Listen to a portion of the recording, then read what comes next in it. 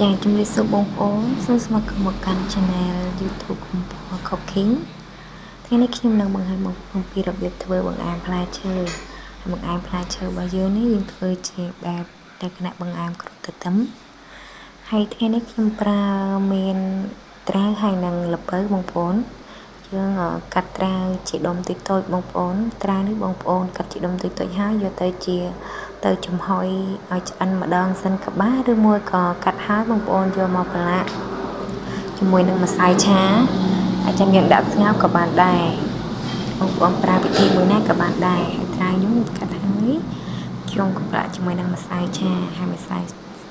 ឆានេះយើងដាក់លៃលក់តាមសាច់ត្រាវដែលបងប្អូនប្រើអញ្ចឹងណាហើយយើង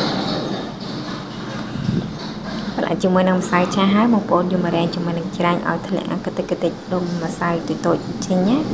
តោះមកយើងដាំទឹកឲ្យពុះហើយយើងធ្វើការចាក់គ្រាប់ទទឹមរបស់យើងចូលហើយ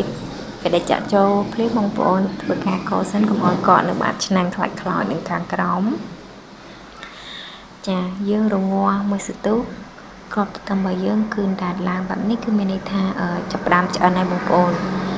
អញ្ចឹងបើសិនជាឆ្អិនហើយបងប្អូនកុំទាន់អានស្រង់ឡើងបងប្អូនរងាស់ឲ្យយូរបន្តិចទៅដើម្បីឲ្យសាច់ម្សៅឆ្អិនបានល្អបងប្អូនមើលទៅពេលដែលឆ្អិនអស់គឺសាច់ម្សៅរបស់យើងឡើងថ្លាហើយ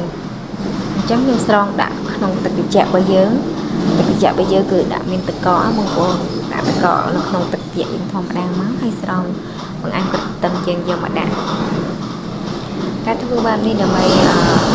យសាច់ម្សៅដែលជាប់ជាមួយនឹងត្រាវនិងល្ពៅរបស់យើង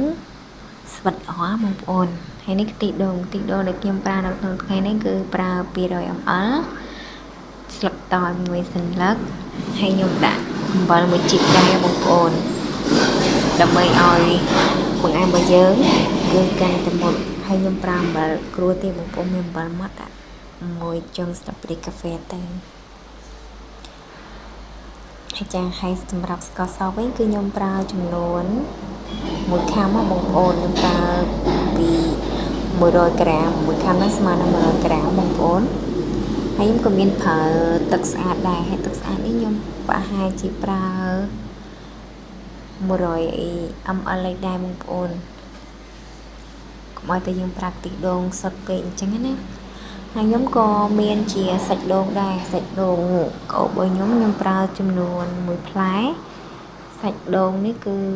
មកល្មមឆ្ងាញ់បងប្អូនយើងធ្វើការរងាស់ជាមួយនឹងទឹកខ្ទិះដូងឲ្យឡើងពុះសិនចាំយើងធ្វើការដាក់បង្អែមគ្រាប់ទទឹមរបស់យើងមានត្រាវនិងល្ពៅដែលយើងបានស្ងោរមុនហ្នឹងណាបងប្អូនយើងចាក់ចូលទឹកអស់មកបន្តមកយើងរងាស់បង្អែមនឹងមួយសន្ទុះទៀតបង្អែមរបស់យើងឆ្អិនម្សៅហើយប៉ុន្តែយើងរងាស់ជាមួយនឹងខ្ទិះម្សៅទៀតណាបងប្អូនអាចភ្លក់ថែមថយរសជាតិផ្អែមអីតាមចំណង់ចំណូលចិត្តបានណាបងប្អូនហើយនៅពេលដែលយើងរងាស់បើសិនជាមានពពុះបែបនេះបងប្អូនត្រង់ចេញមកដួសចេញឲ្យស្អាតមកបងប្អូនចាហើយជាចុងក្រោយគឺមានតែប៉ុណ្្នឹងឯងបងប្អូនអរគុណ